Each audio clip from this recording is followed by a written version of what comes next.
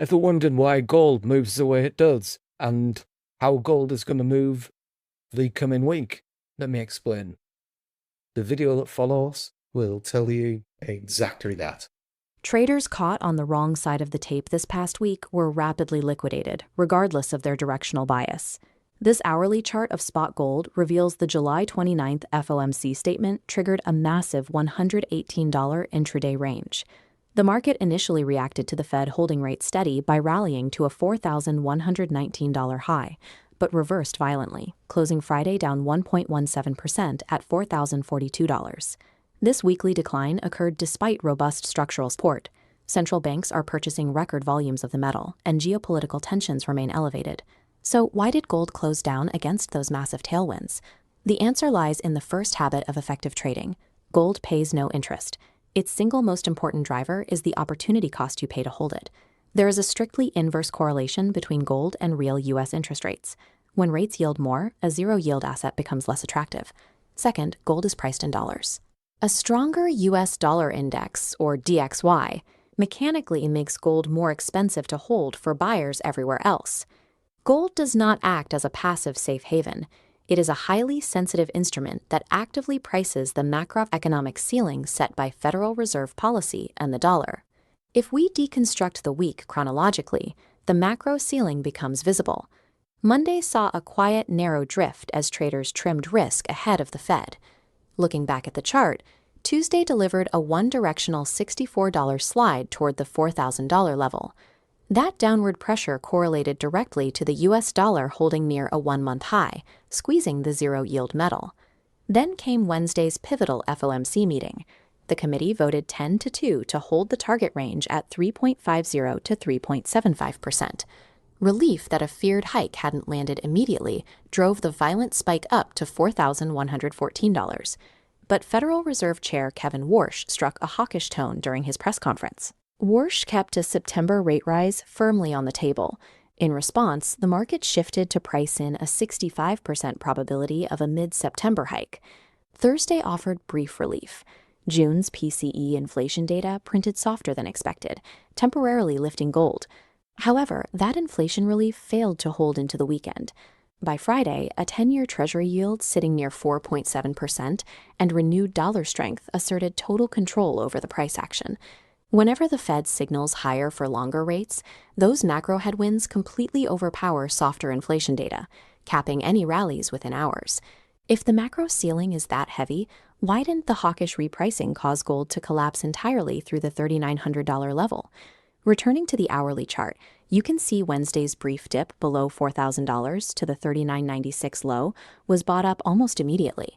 That rapid recovery is driven by the deep structural bid sitting just beneath the market, official central bank reserves. This bar chart illustrates the current absorption rate. Central banks are acquiring approximately 60 tons of gold per month, allowing the metal to overtake US Treasuries. Specifically, gold now accounts for roughly 27% of official reserve assets. This massive institutional demand creates a hard floor. Official buyers readily absorb the sharp sell-offs triggered when ETF holders trim their positions. A secondary factor supporting the price is geopolitical risk, specifically the ongoing US-Iran conflict and tensions in the Strait of Hormuz. But this geopolitical risk operates as a two-way street for gold. While the threat of conflict creates a reliable safe haven bid, it also causes oil prices to spike. Firmer oil feeds directly back into intuition fears, which in turn fuels the higher for longer rate narrative. Structural demand and geopolitical anxiety strictly limit the downside risk to create a floor, but they cannot overpower the ceiling built by the rates channel. Understanding the drivers of price action is only half the equation. You also have to time the liquidity. Gold's volatility strictly follows the sun. This chart maps the average hourly range by UK time. The Asian session, from 1 to 4, operates on thinner books, averaging a $16 hourly range that demands wider stop losses. Volume increases at the London Open, from 7 to 10 UK time, where European liquidity arrives and the day's primary trend often sets up.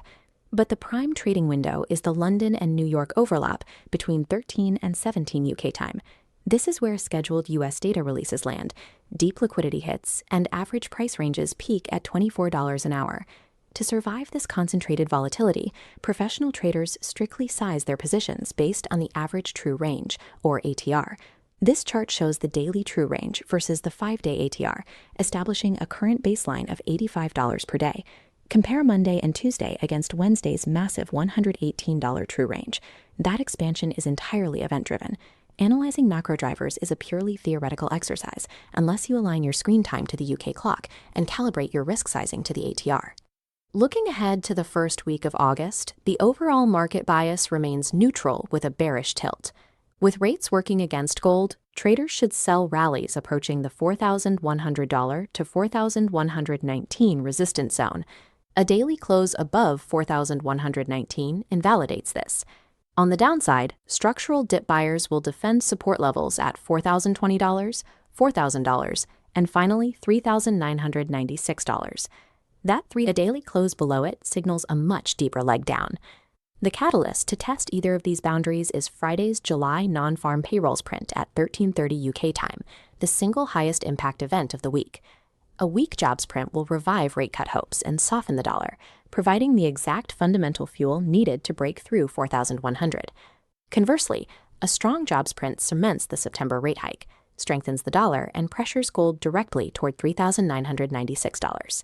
Because the market is already leaning heavily toward a 65% hike probability, even small data surprises will move gold disproportionately.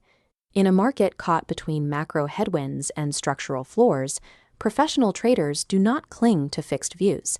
They track the probabilities, respect the clock, and trade the data. Hope you enjoyed that. If you want to get information on gold as well as other market information every day, why not get my daily edge? It's in the links below, and get this delivered to your door every day, every week. Cheers, guys.